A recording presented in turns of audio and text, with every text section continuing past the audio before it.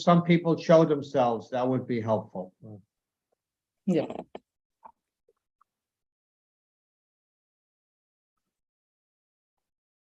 Or we can wait for 2 minutes because do we start? We wait, I think Yeah. it's polite to wait for a Ruby's minute or high. two, unless you think you have everybody. Or we can wait for 2 minutes because. Yeah, we start.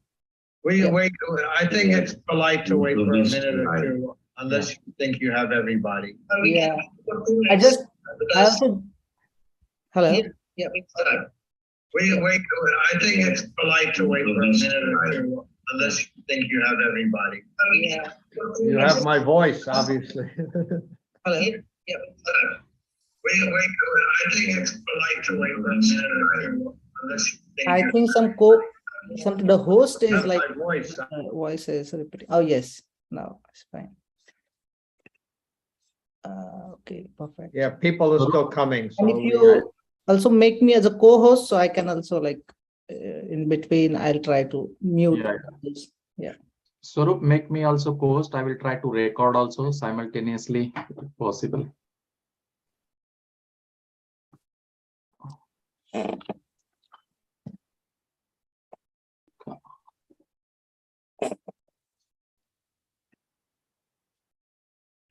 Yeah, let's get started.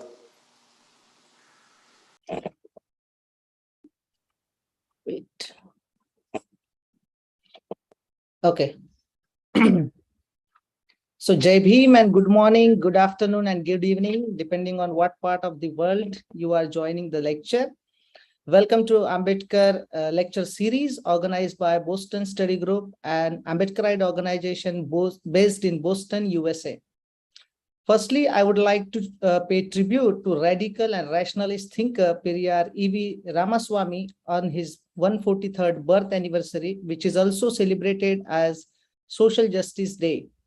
On behalf of Boston Study Group, an Ambedkarite organization, firstly, I would like to, before moving forward with today's instrumental talk, I would like to give a brief introduction of Boston Study Group. Boston Study Group is an Ambedkarite organization based in Boston, Massachusetts state in USA. It was founded in 2015. Boston Study Group works on the issues related to caste-based discrimination in India and South Asia with the goal of annihilation of caste. We do this by organizing studies of Dr. Babasaheb Ambedkar's literature, conducting and sponsoring conferences on the issues related to caste and structural discrimination, and also providing financial support to deserving students from India to attend the conferences. And I'm proud to be part of beneficiary of the support. And I got exposure to attending one of the conference organized by Boston Study Group in University of Massachusetts in 2018 on Unfinished Legacy of Dr. Babasaheb Ambedkar.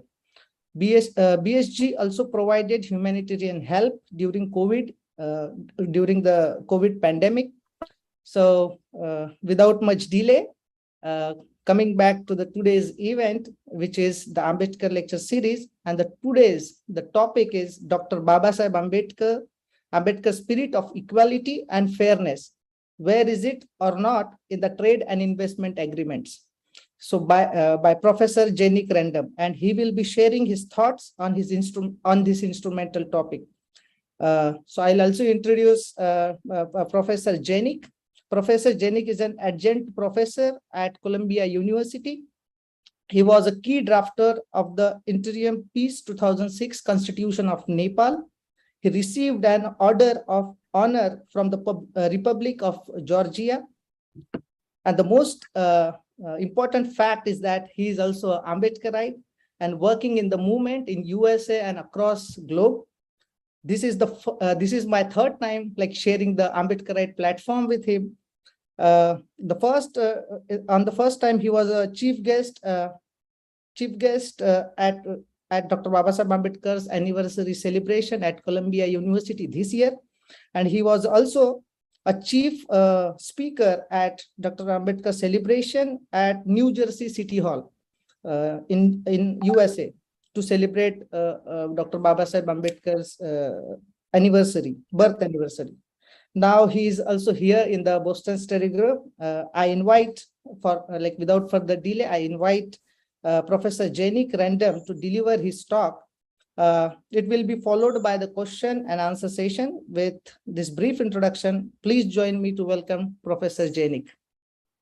Thank you. And I'm very happy to have a fun Saturday morning, since Saturday mornings are usually much more relaxing, but I hope my talk is relaxing and inspiring.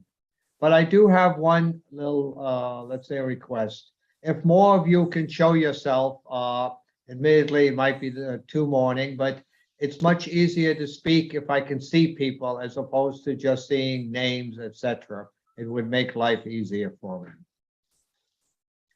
Before I get in and speak, let me give you a little bit of my background in addition to what Vikas has just said.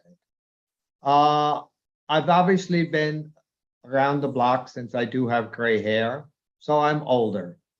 I've worked in over 70 countries. I've been to India quite often, before COVID, that is. And I think since 1995, I've been in India well over 25 times, probably about 40, 50 times. So I know India relatively well. Admittedly, I have been mostly in the same places: Hyderabad, New Delhi, Mumbai, Bangalore, but I've also traveled elsewhere. And I'm a graduate, like Ambedkar, of Columbia University, where I now teach. One of the things that I've noticed about Columbia University is that a lot of the history of Columbia, particularly its alums, are not known. And then what do I mean by that?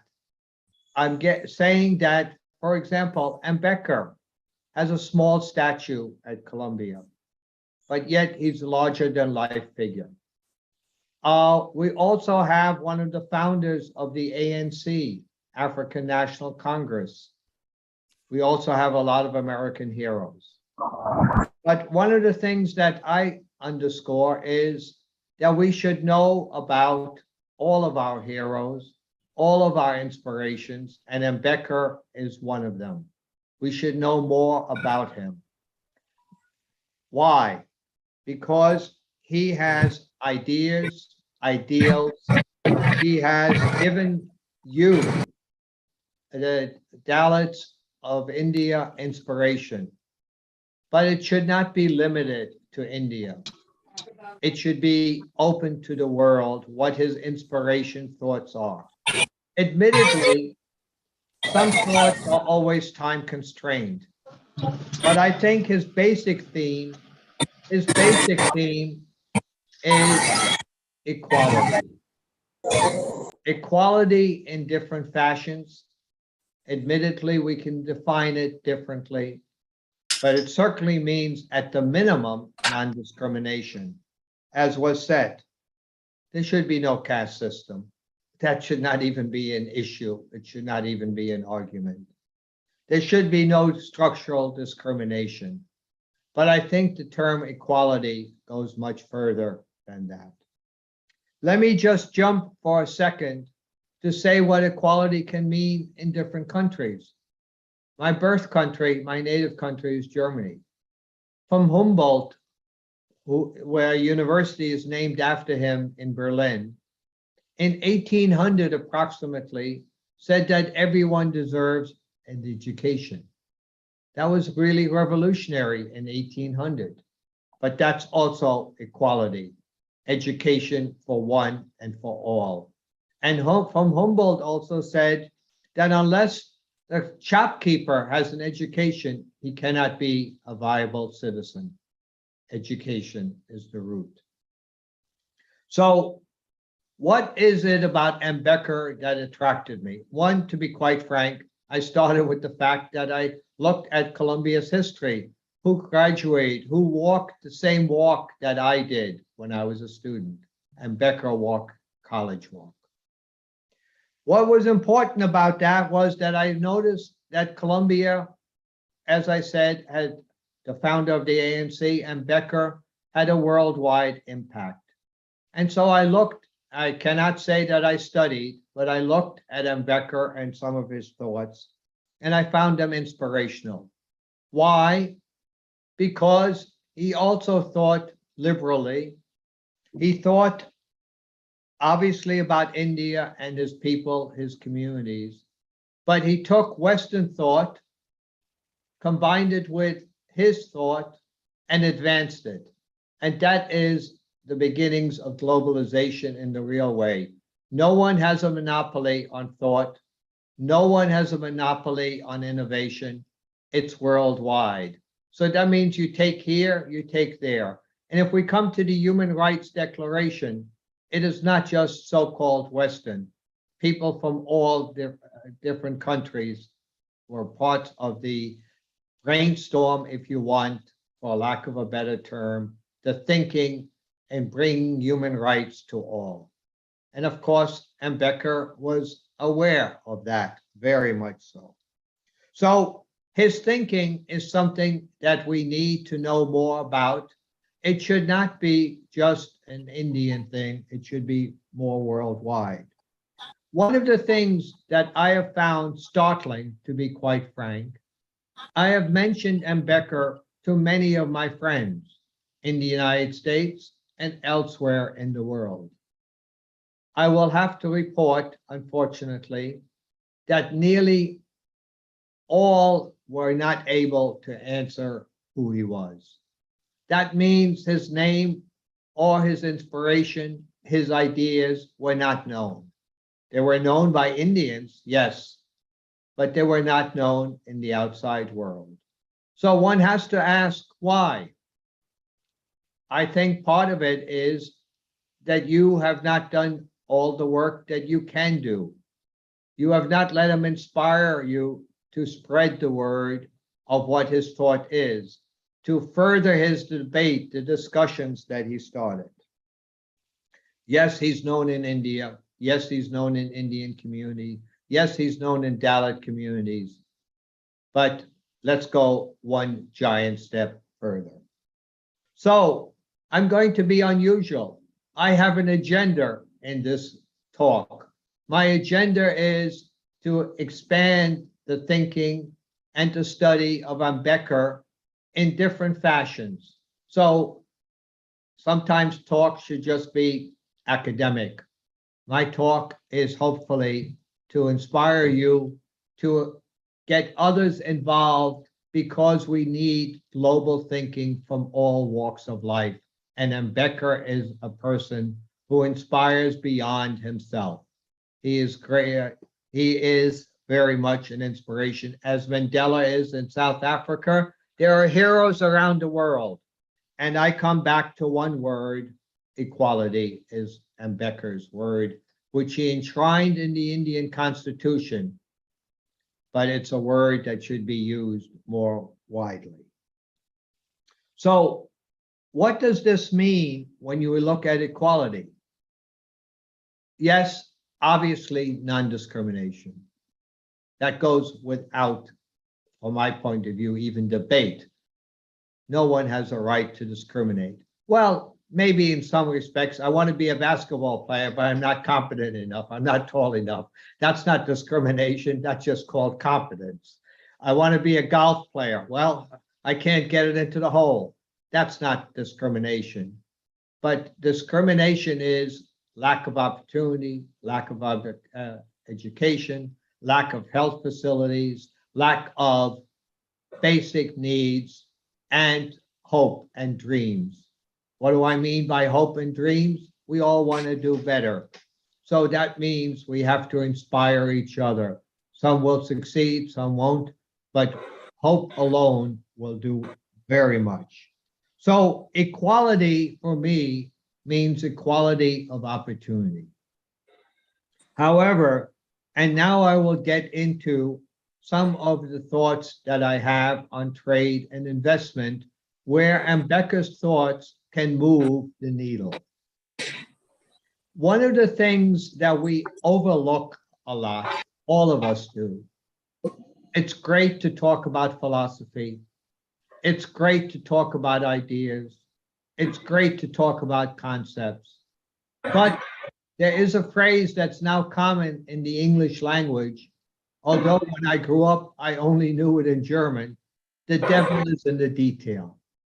So, as my wife once said to me, when she says, "That's great, you love me, really good.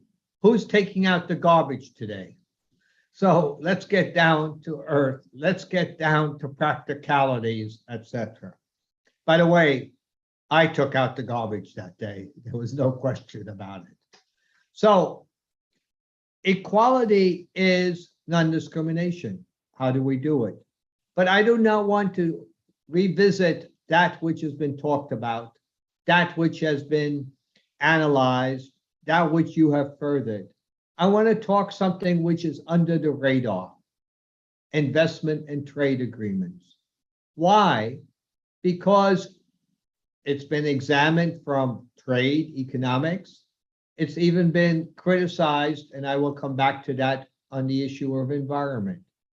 But maybe if we take a different lens, the lens of equality, we can further and get more equality within trade and investment agreements. You may say, what am I talking about? Which is a fair question.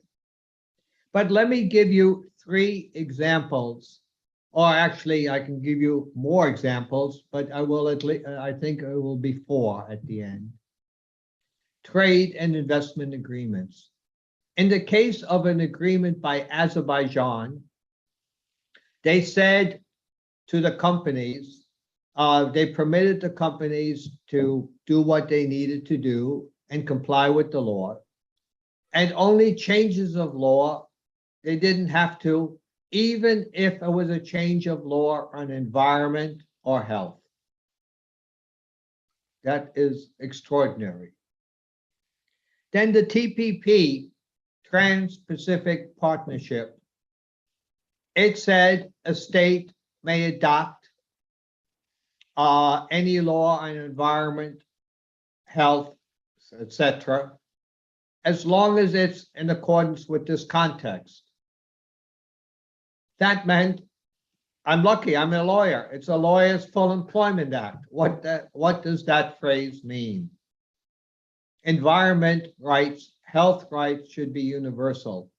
We all need that if we really are going to have equality. Then in the case of Georgia, the country, the agreement that was signed said that the pipeline agreement, which is an agreement on a specific object, that agreement is the prevailing law of the land. What does that mean? Shouldn't the Constitution and the laws of the country be the prevailing laws? In another case, the agreement on a pipeline going across the Adriatic Sea from Albania to Italy, that was really extraordinary also, because it was even more sophisticatedly drafted. It said that the company does not have to comply with changes in human rights law unless they're reasonably necessary. That means arbitrators, corporate attorneys will do. It went one step further. It only needs to comply with environmental laws, which are human rights laws. It sounds good, except there's a problem. No environmental laws are passed as human rights laws. So therefore, what I'm getting at is, it's great to talk about equality in India. It's great to talk about equality in the United States. And it's great to talk about equality of education.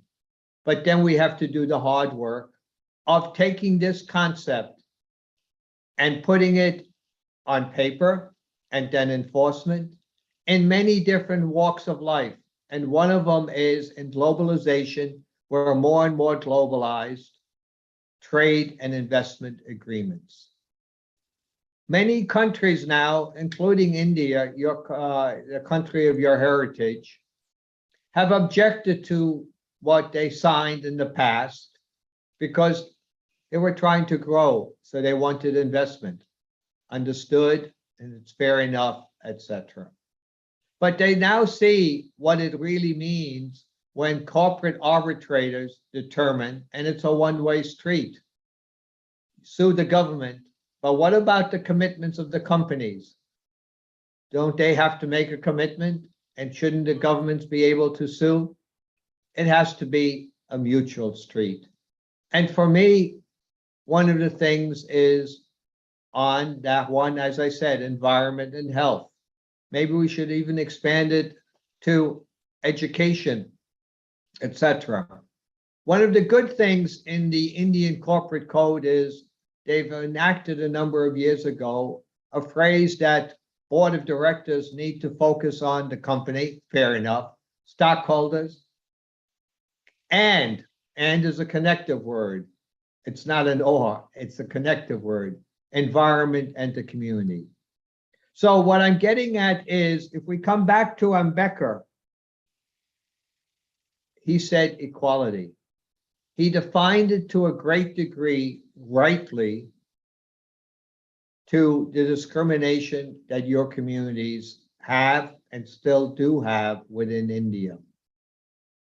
But his ideas, his concept, his vision was much more expansive, was much wider. And I also believe, and that's one I said I have an agenda, if you expand your horizons, expand your ideas to apply, for example, to boring trade and investment agreements, they're terrible to read unless you're a lawyer. And they sound good. For example, one of them is, in the case of Tanzania, it wasn't a trade and investment. They enacted in a law saying that the companies have to meet international standards. What does that mean? Standard in India, standard in the US, standard in Malawi, standard in Uganda, standard in Papua New Guinea? There are no such concepts. So at the end of the day, as I said, the devil is in the detail. But your concept, Ambedkar's concept of equality, transcends and enters into all of these walks of life. And I think that I'd like to inspire you, because no one can do it alone, nor should anyone do it alone. I think that if you look at other things and not just limit your thought processes to India or your communities outside the world, but show how equality, his ideas, apply to things that he never really thought about, because how many trade and investment agreements did we have in 1950, for example? It was not a worldwide phenomenon then, but it is now. So I think if you take his ideas, and it doesn't always have to be a logical follow-up. What I mean is, yes, but it has to be an inspiration. The Human Rights Declaration is an inspiration. We move forward on that. And his ideas should be shared, not just within your community. So I come back to the trade and investment agreement. Why should a trade agreement or an investment agreement be the prevailing law of a country? How does that one work? What about the fact that new law, they don't have a company, which is people, at the end of the day, it is people, doesn't have to comply with a change in human rights law unless it's reasonably necessary? That's not equality. Or Azerbaijan saying you're exempted from new health regulations. That's not equality. What I'm getting at is looking at the same things, the same facts, and reframing them. And I think the concept of equality is a reframing of a lot of the issues. It's a different lens. It's a different way of looking at things. It is not the economic way. It may not even be the sociological way, but it sure is, from my point of view, not just the human rights way. It is the way we all want. We want equality of opportunity. We want equality of moving along in life. We want to respect. We want to have dignity. So what I'm saying is, if you look at that which is the most fundamental in the world, living, we need to all earn a living. And investment and trade agreements have been narrow because they have not focused on the impact as much. They focused on the rights of corporations to invest, but they should also focus on the impact. Are they furthering that which we all want, a better life? In her words, it shouldn't be a limit. And I think Ambedkar's thoughts, although they need to be modernized to some extent, not the true concept of equality, but his economic thoughts, and he did do right on economics, they were yesterday, but interesting, the principles apply today. It's just a question of expanding the thought. So I'd like to conclude and hope that this is the first of an engaging conversations that we can have. But I'd like to conclude with the following comment. How can we inspire more people to know about, or how can I inspire you to spread the word about Ambedkar's thoughts? How can you be more encompassing? And how can equality be equality for all? And what does it mean? So I'm hoping to move the needle a little bit because I was inspired when I first heard about Ambedkar. I'm not a scholar of Ambedkar, I will say, but I have looked at it and I said, there are a lot of great ideas. Why don't we know more about them? So I'd like to leave it now open to discussion. And further, how can we take his ideas and make them universal ideas? That is my idea. Ambedkar has offered universality in his thoughts. Now it's necessary to apply it accordingly. So hopefully I've engaged you, and hopefully we can carry this concept further, the discussion further. And one of the things that I've read about Ambedkar, he liked discussion, he liked debate, and that's how we move things forward. Thank you. Thank you so much, Professor Janik. It was a wonderful discussion, and you rightly pointed out like what is equality means. So, so I will open the session for Q&A, and if anybody has any questions, then please raise your hand. So that will like help us to take question one by one, and then Professor also reply on it. Yeah, and I also I would like to add that you introduce yourself and give a little bit about your background so I get to know you. Just on so. Yes, Professor Janik, yeah. Yeah. And I also, yeah. Go ahead. Yeah, so I also want to thank Dr. Vaman Gavai sir, because his whole class is joined today, the Ambedkar Thoughts from Amravati University. He asked all the students, instead of conducting a class, he asked his student to join the session. So welcome, Dr. Vaman Gavai as well. So yeah, so and other people who joined from India and across the globe, welcome everyone who joined late. So moving forward, I have one question, and then we will take questions again. So in US, when I arrived, like many people discussing about the equality and equity, the difference between equality and equity. So I want to know your thought about it, like what we should follow the equality. I'm going to hedge both. Okay. Where equality, we're all people. End of discussion. And that is very critical. You're, as far as I know, I haven't tested your blood, but you have blood, I have blood, we're all the same, we're people. Equity is a subset, from my point of view, equality. In other words, I want to be a basketball player. Well, okay, very nice, Janik, you can watch, but you're not going to get there, you're not good enough.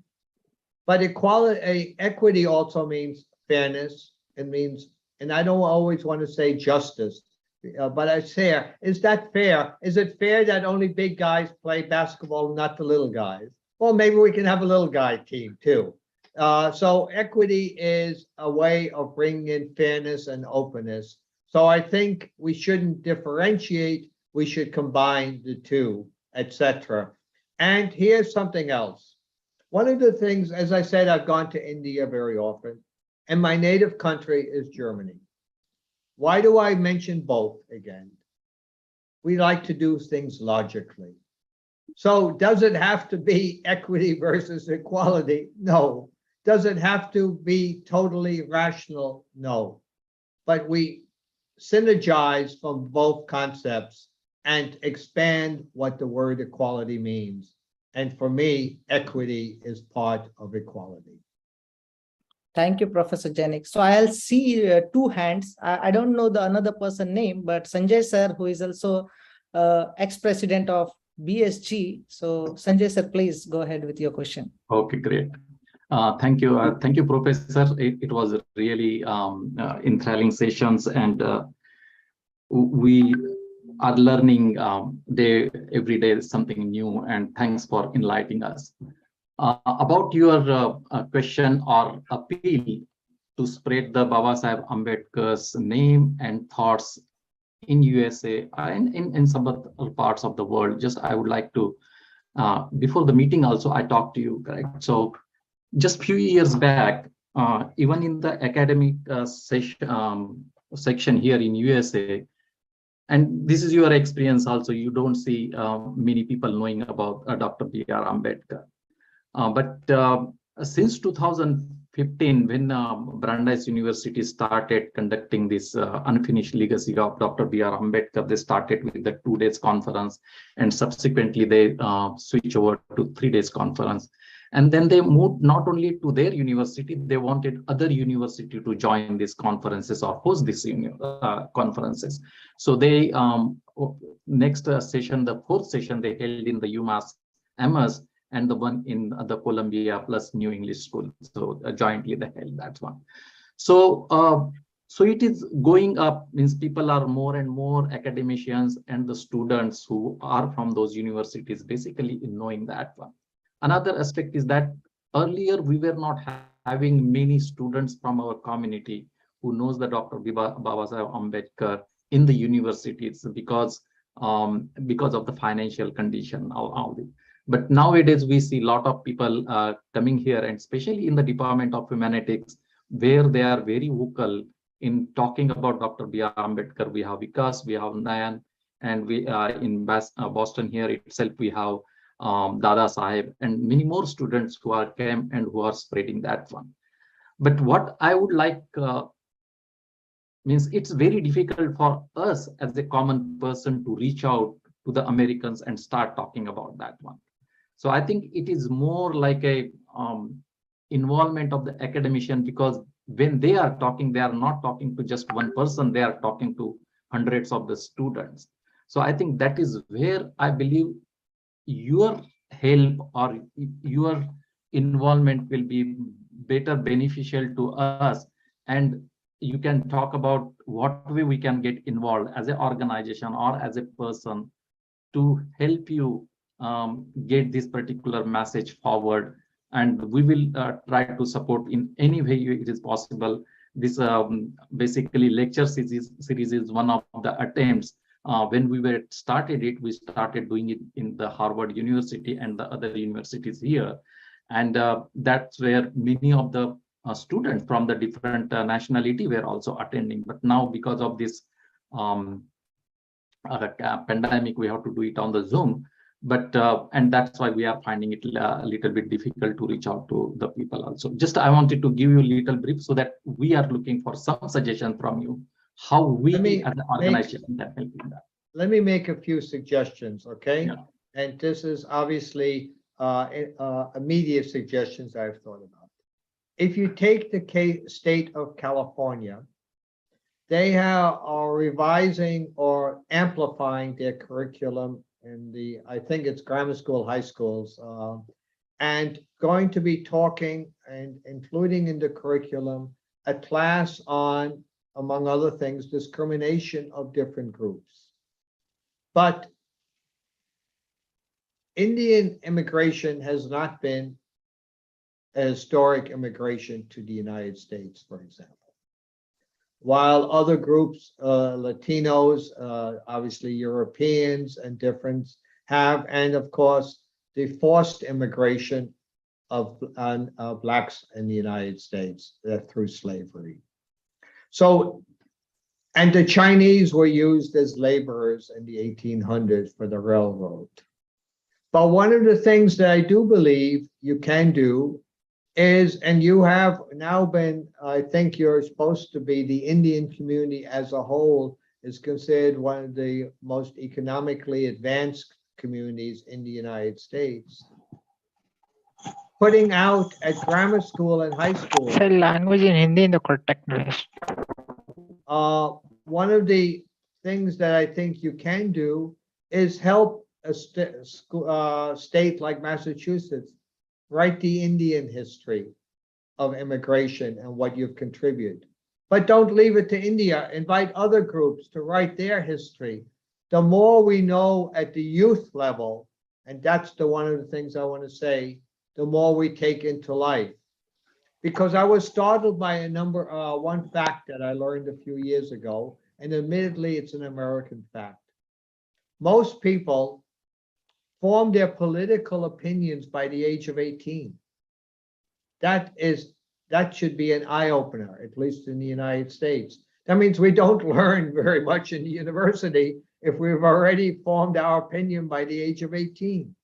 That means we need to get these concepts, not just about Ambedkar, but a lot of concepts, civil society, out in grammar schools and high schools. You are, from my understanding, for example, in the United States, spread through many states, impact the educational system. Tell your story, but let also others tell their stories, the good and the bad. No story is 100%. So get the good and the bad. So I think one is not just at the high level. Yes, I enjoy teaching at Columbia, but let's get it at the human level, the students, the kids, let them, and they are very much, when they're kids, everyone wants to play with another kid. It makes no difference. So I think if you can impact the educational system, and you don't have to do it immediately to all schools, but get it across. Hey, wouldn't it be great if we have one textbook, Indian contributions in the US, Nepali contributions in the US, Chinese contributions, and then let's not forget the Europeans who also are there. So you have one that each group was. And I ask you one question. Freedom of speech or freedom of press. Do you realize it was a German? We don't realize that. We think it was an Englishman. No, it was a German, freedom of the press. So what I'm getting at is we need to expand the knowledge base, the basic knowledge base. And there's a lot to expand, and we can make it fun. It would be great. Every kid comes in. Hey, I learned this about India. I learned this about Polynesia. I learned this about Namibia. So in answer to your question or your comment, I think that if you spread it at the levels that you are, your community levels, and I don't mean your own community levels, but own, and do not limit it just to Ambedkar, but use Ambedkar as an inspiration and ask everyone, who is your inspiration? What are they further? Hopefully, and that's a lot of work, and it's not going to happen overnight, okay? That's the bad news. We're in an instantaneous society. We like everything today because, or yesterday, better yet, but it doesn't work. It's long-term, but it's step by step. So I'm not sure I really responded or satisfied your comment, but hopefully it inspires you. No, thank you very much. Definitely it responded. Thanks, Professor. Thank you, Sanjay sir, and thank you, Janik sir, for responding this. We also have another hand raise, Amit. So Amit, can you unmute yourself and raise your question, please. Yeah, thank you, Vikas, for the opportunity. First of all, good evening, Janik sir. And I'm really happy to be here and listening you. This is the great opportunity for me. So actually, what I'm going to ask is not a sort of question, but yeah, like some curiosity in me, which I wanted to ask to you. And yeah, so sir, first of all, I would like to introduce myself. So I am passed out from TSS Mumbai and from the disaster management, as well as currently I'm working as a community manager in one of the organization called United People Global, which is based in Geneva, but I'm working from India. So yeah, so my question is, the like what I could observe about the Ambedkar, according to my understanding, because I could read or I could understand that he hasn't worked for the environment. He has worked for the women empowerment. He has worked for the several things like the economics reform as well. But somewhere, what I could feel, he could be restricted to the only among the peoples for only reform for the people who come from the marginalized community, and the socially backward community. So how could we able to I think you already given some answers in a previous question, that we can work to spread our words to community and where we are. But somewhere I just wanted to understand from your understanding, how can we not how can we stop to not being him only restricted to the the people who come from the the community from the what to say by social background. He worked from them only, but what I could feel, the current era, what he did that time, it is applicable right now economically, for the environment, for the women's and all. It is still required those kind of reforms. So what could be your suggestion for me, that we should apply in a current scenario, which we can spread again the word to the all people, because it's I think it's applicable to everyone, and what is the problem, what I could feel from my understanding, he has been restricted only to the particular community and the people. So we should not write, because I think it's very important. It should be spreaded to the everyone. Yeah, sir, thank you. I think I've answered that in a different way, and I'll Yeah. repeat a little bit. Make his ideas universal, that they apply to more than just your own community or to India. To the extent it is known by the non-Indians, we say, oh, it's an Indian issue. No, it's universal equality. I am very, let's say, happy that Equality Day, which is Ambedkar's birthday, has now been declared by a number of jurisdictions, not just India. New Jersey, Colorado, Canada, and it should be more. Equality Day. It happens to be, and mind you my words, it happens to be his birthday, but it is not limited to his birthday. It's called equality. So I think that's what it is. And when I said to have books in the educational system, not just about Ambedkar, because then it would be, oh, he worked in India only. No, you should have others so that you can show the universality and keep that one word in mind. Human rights is not limited to the West, although some countries always want to limit it that way. Human rights are universal rights. We're human beings. And same with Ambedkar's. Many of his ideas are universal. And they actually are taught in universal, although he applied them more in India. But that doesn't get away from the basic underlying concept of universality. So I think if you can do that and apply it always, if you look for examples of how equality works, for example, don't just give me an Indian example. Show how it is another example. That spreads the universality. But if you only draw on Indian examples, then we will be back to limiting his thoughts, his concepts, his ideal, his vision to India. So therefore, one of the things, and that goes back to another question that was asked or comment that was made for ideas, you need to get more people involved. Academics at that level can do the intellectual, but the voices are at the ground level, the young kids, because they carry their thoughts throughout their entire life. Thank you, Professor Janik, for this wonderful and reflective answer. And if someone want to ask question, please raise their hand. So we have another 15 minutes to discuss the question and answer session. Those have any questions, like please raise your hand. So I'll invite you and mute yourself, and then you can ask the question. I'll see like Vaman Gavai sir also, and he's also like, he was a thorough in Ambedkar's thought, and he was a professor. He's a professor in Amravati University and teaching Ambedkar thoughts in Amravati University.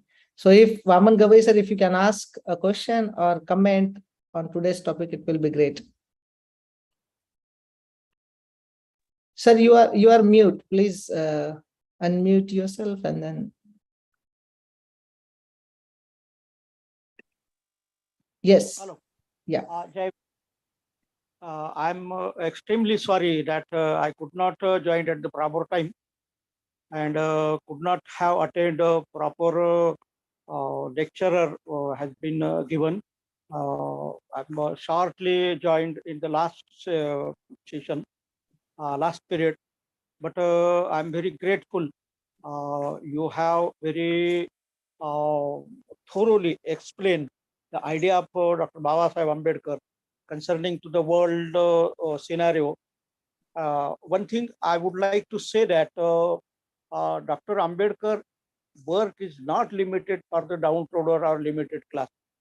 He has worked for a whole humanity, as well as we should have recognized their work each and every time, just like South Bureau Commission, Roundtable Conference, at the time of the Constitution making, and how the idea as well as the law, as well as the how equality can be created in India, whereas a very large level economical, political, as well as social inequalities.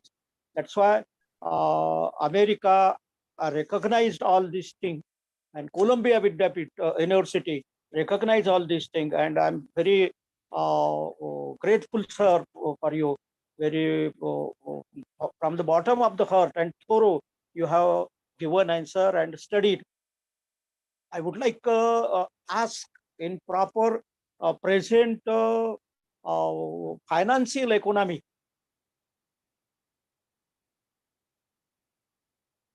Present financial economy, what would have been the role of Dr. Babasaheb Ambedkar? If you would like to explain. You've asked a very tough question in one respect, if I understand it, okay? One of the things that Ambedkar did promote was state-owned enterprises, among other things, state government. I've written a little bit about SOEs, state-owned enterprises, and conceptually, they should work. Unfortunately, they don't on the whole. And I will get to your question. Why? Because they have two obligations. They have an obligation to make money if you want, or to keep the enterprise going, but they have also an obligation to be regulated. And if the master of the regulation is the same as who wants profit, and I'll give an example that unfortunately no, but I can't reveal what. One country was a joint venture partner, and admittedly a lot of them, my examples are from the natural resource industry, because natural resources belong to the state. The company should have the right to develop, but they belong to the state. The government, as a stockholder, objected to using better environmental tools, equipment. Why? Because that meant less dividends.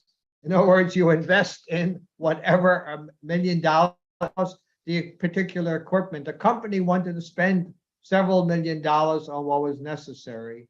and the government didn't, because they thought they would get less profit, which is true. Both sides would get less profit. So state-owned enterprises have their challenges because they're wearing two caps at the same time.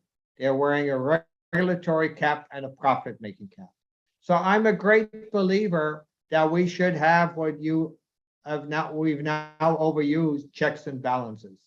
That means the government should regulate, collect taxes, and should and let the companies earn money, but let's regulate them to make sure they keep on the straight and narrow the way they should, etc. So what I'm saying is, in your God, equality, I'm not going to earn as much money as a good basketball player. Okay. I may dream of it, but I'm not going to. So equality means, or equity means, at least having the basics with some fun. I'd like to have a beer now and then and relax. I'd like to go on vacation now and then and enjoy it. So there's a certain one, but I also come back to, if there's excess funds by certain people, should they be allowed just to buy up the PR?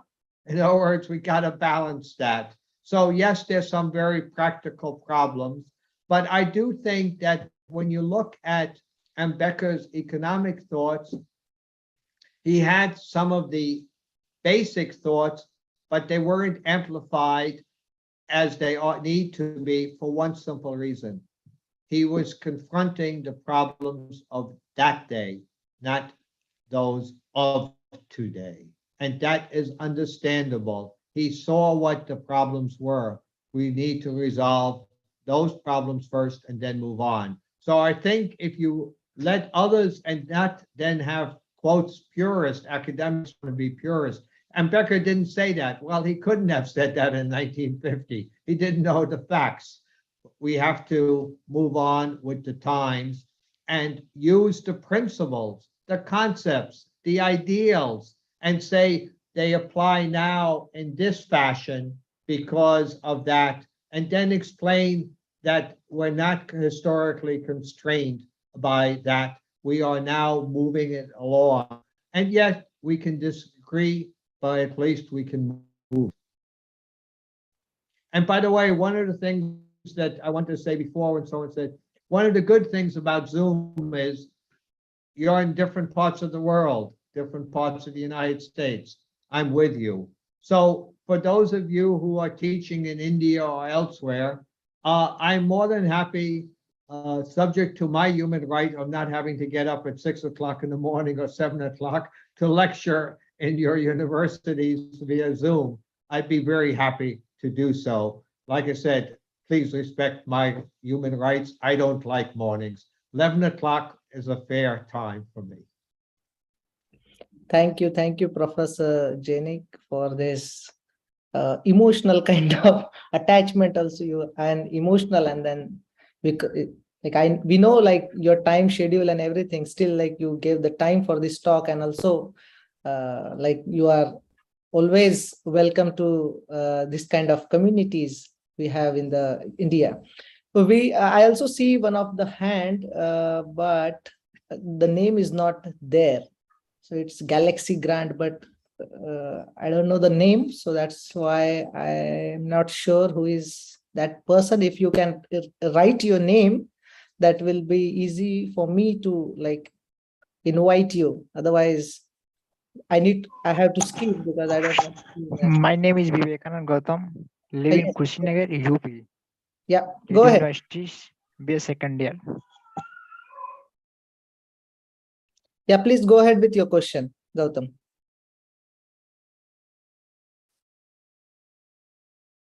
Hello. He's on mute. Oh, yes.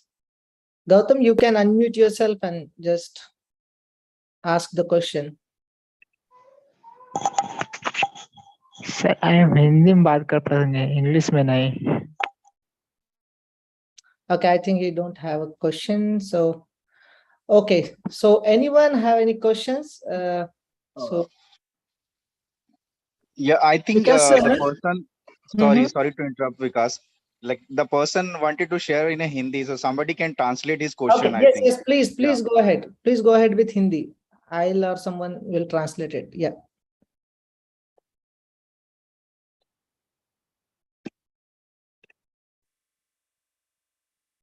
Gautam, आप हिंदी में पूछिए please.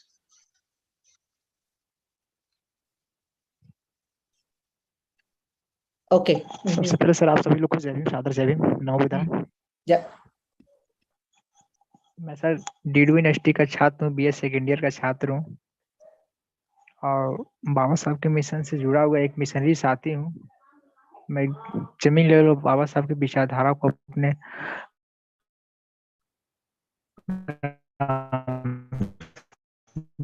में से लेकर अपने विधानसभा तक हम पहुंचाने का कुछ समाज के लोगों के पास आवाज जाकर। ब्रेक हो रहा है बीच में। आप डायरेक्ट क्वेश्चन पूछेंगे तो फिर शायद आपका क्वेश्चन सुना जाए।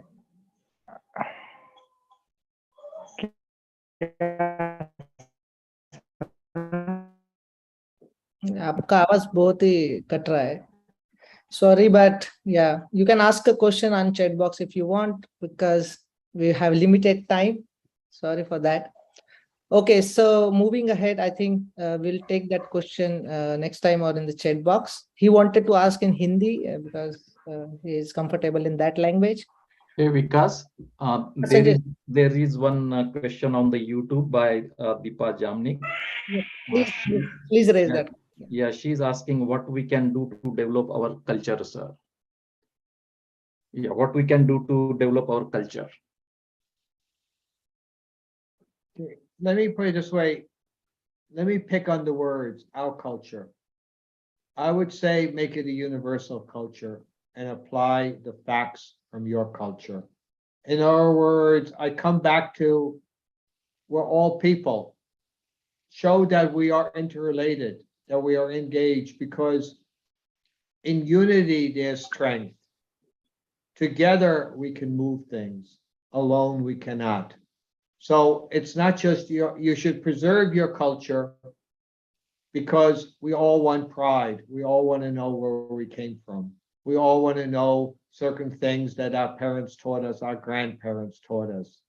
But we also need to say, I want to share that which I have with you, and I want to learn from you what is your culture. For example, although I'm an American, I know about from Humboldt because that's where I came from. I learned my background and I apply it universally. It's amazing. The American university system is based on the German. How many people really know that? Okay, it's not based on the English. There's cross fertilization, but the whole structure was based on the German. So we all communities, and I emphasize ALL means everything. We all have something to contribute. So use it not just to say there's discrimination. Yes, there is. We know that. But also show that you can contribute from your experience, your thought, your concepts, your vision, your ideal. We all can contribute. We all can share. Yeah, thank you, sir. And thank you, Sanjay sir, for raising the question, because I'm not able to see the YouTube questions. So thank you for that. So there is another hand I see, like Diksha Kadam. Diksha Kadam, can you please unmute yourself and introduce yourself and ask the question? Yes, Jai Bhim to all. A very good evening from India. Janik sir, namaste, Jai Bhim. I joined late a little, but I really enjoyed the session which was delivered by sir. It was a fantastic treat for me to learn and relearn the things from India. Thank you for that, and thank you organizers for organizing this kind of session for all of us. Myself, Professor Diksha Kadam. I am teaching English literature in Pune, and I'm in this profession since 14 years. So my question to you here is like, what message you would like to give to all the Indian youths, rather Ambedkarite youths, those who wish to work for the spirit of equality when it comes to any kind of movement which will lead to the equality and then afterwards equality and justice. So how do you see equality and justice in relation to the youth of India, sir? Okay. Yes, thank you so much. Thank you for the question, but let me rephrase it a little bit. If you only look inward, you narrow it. You have to be universal as much as difficult, because we all see what we see, which is in front of us. We all see that which is in our neighborhood. But if you can expand it, the youth, and say, hey, Peru, for example, I'm very active in Peru. Oh, it's interesting. I didn't realize you have the same issues. Then you share. And the more you share, the more it becomes universal. We're still struggling with human rights, unfortunately. But it's a universal thing. And we have countries in the human rights committees who are not really applying human rights in practice. So it's a question, though, of sharing, contributing, extending, and not just looking to your day-to-day problems, but looking to others also for that one and expanding, and therefore all of a sudden connecting what I call dots. Oh, Peru's like us. We didn't realize it. Polynesia is like us. And then you share it, etc. Because then we realize that we have to do, coming back to the trade and investment agreements. On what theory is profit-making the only concept on trade and investment agreements? On what theory, for example, I want to protect investment, fine, in a country. And the government shouldn't do anything nasty, conceptually fine. Okay, what commitments are you making to me that you're going to comply with? A lot of times governments don't enforce those commitments or don't get them in writing. If I agree to employ 1,000 people, what happens if I don't? Etc. So I think the idea, the one theme I want to leave you with, Ambedkar is universal. Make it universal. And Zoom makes it universal. It makes it so easy. We can talk to whoever that one. Zoom doesn't really cost very much money at all. Okay. Especially not the first 40 minutes of something. So make it universal, use modern technology. And if anything, Indians in the United States are known for controlling Silicon Valley. They have so many people. They're known for many biotech companies. Now maybe Indians should be known for using Zoom as a tool.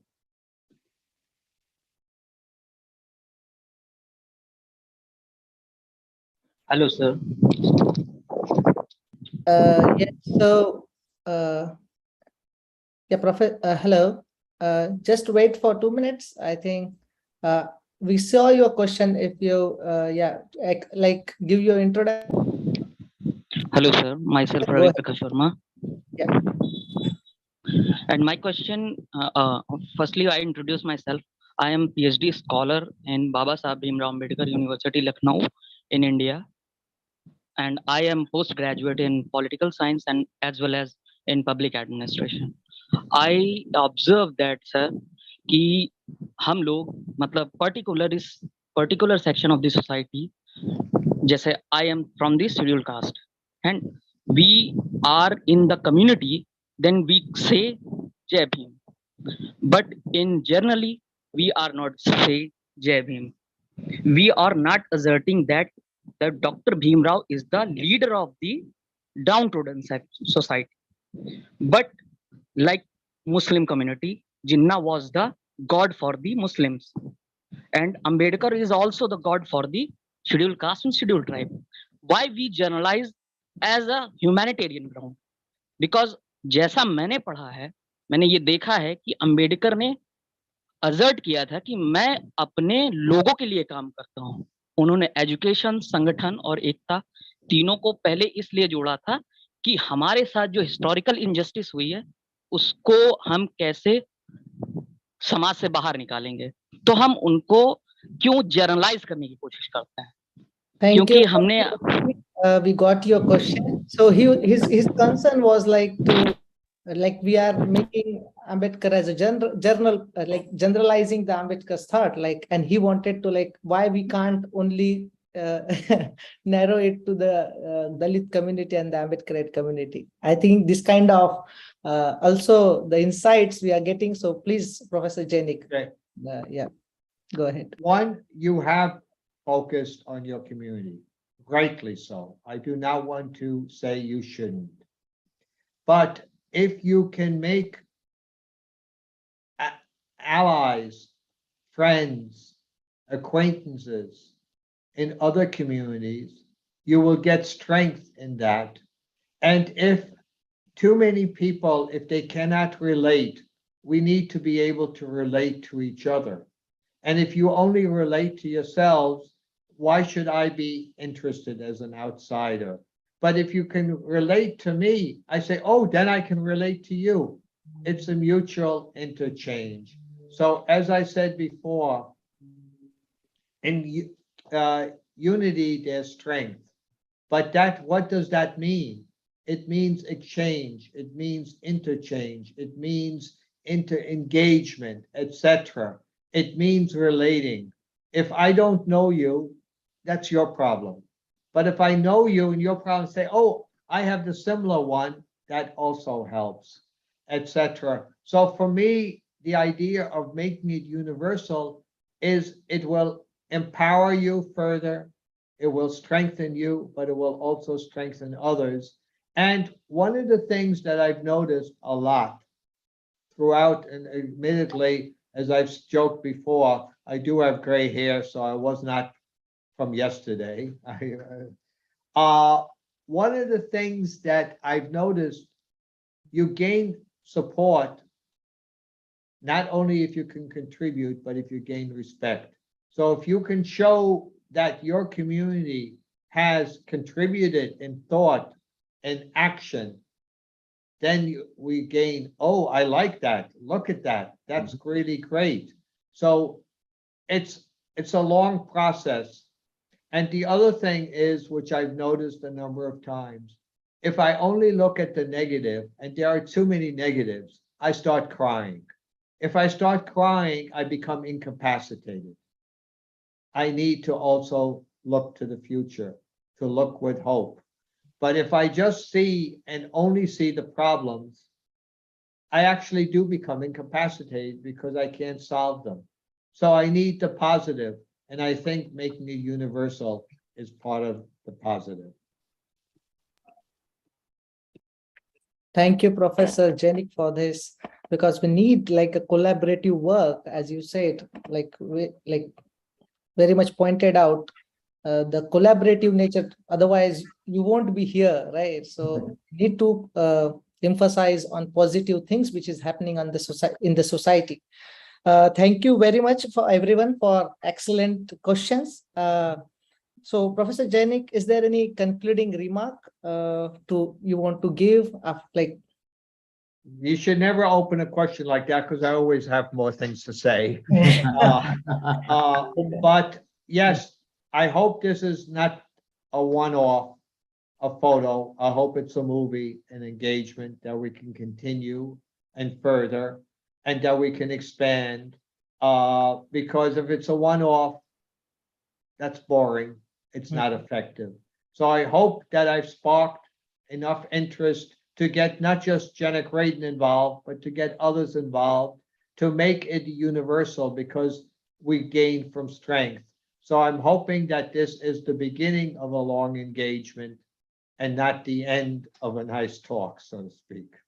Yes. Thank you very much, Professor Jainik, and thank you, Dr. Vaman Gavai, sir, Boston Study Group, who created this opportunity for everyone. And we have like this Ambedkar lecture series going on. So every week we try to organize a session on various topics.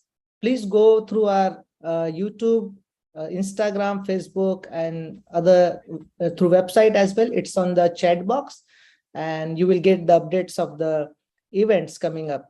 So thank you very much. So Vikas? yes, Sanjay sir, And please.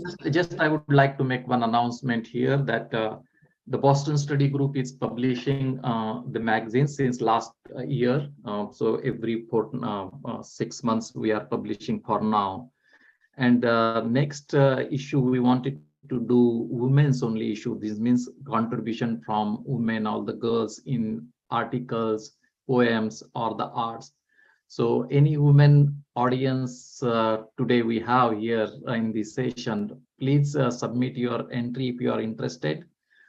You can send it at contact us at bostonstudygroup.org. And I have already posted that in our chat box also. And we will publish it. So we are planning to publish during the Dhammachakra Pravartan Din this year.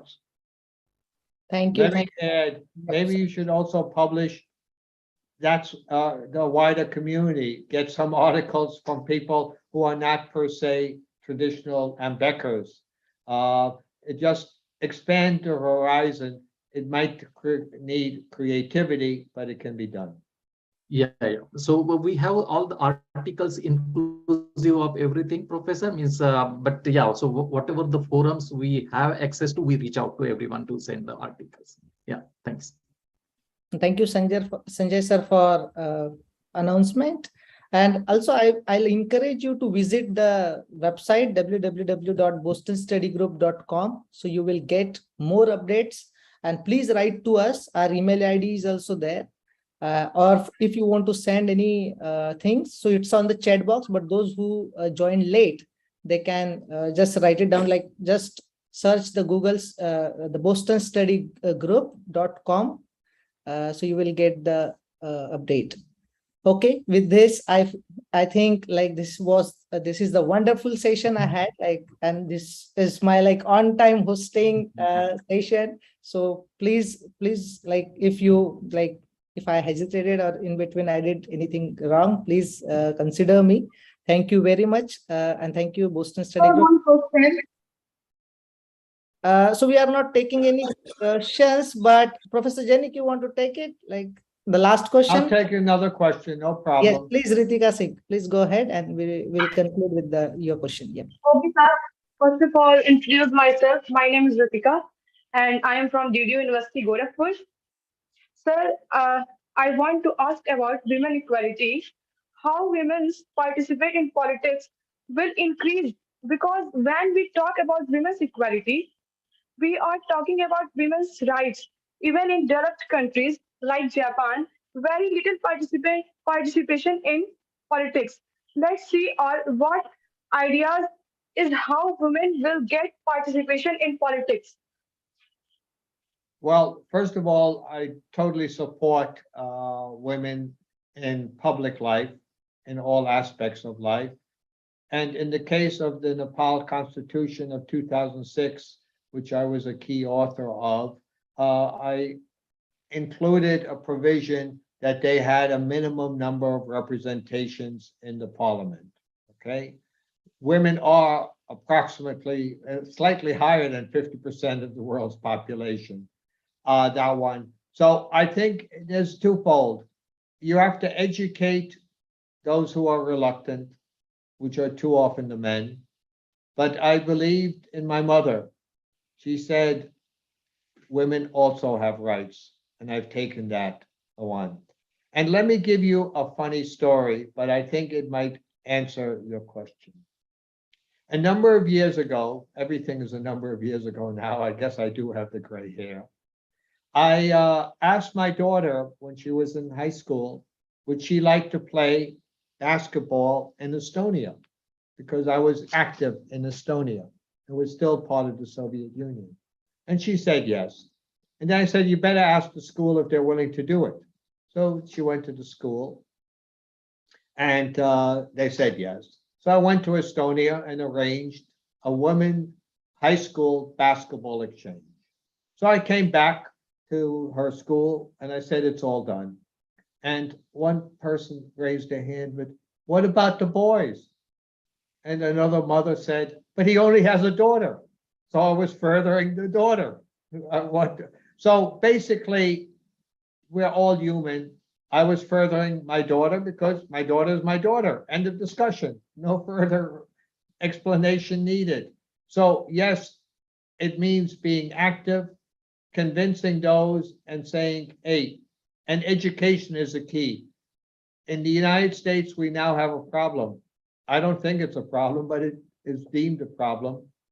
More girls are getting into the best colleges than the boys. Okay, so fine. The question is, why is that even happening? Obviously, nothing will ever be 50-50 per se, but why are the girls doing better academically than the boys? Let's figure that one out, okay? From my point of view, I don't care. I like competition. If you, that one. So in answer to your question, I think it means being active, being educated, and not taking no for an answer. Sorry, I can do that. End of discussion.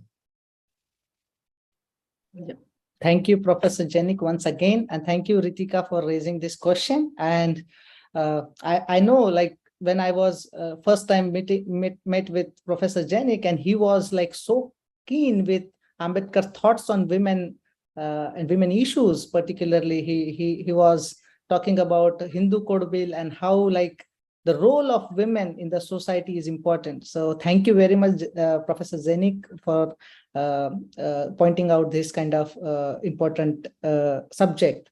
So thank you all the audience who joined from across the nation, across the countries, and I also would like to thank Professor. Sir अगर आप जब भी मतलब Thank meeting you हो sir very much. Hindi में कोशिश कीजिएगा sir. Of course. Thank you for the suggestion, Amit ji. I think so. We'll try to organize this because we are limited and we are in the US, so we try to organize events in English. But yes, of course, we'll try to organize in Hindi and other regional language as well. So thank you everyone for joining, and have a good day, good night, and Jai Take Bhim. care and thank you for having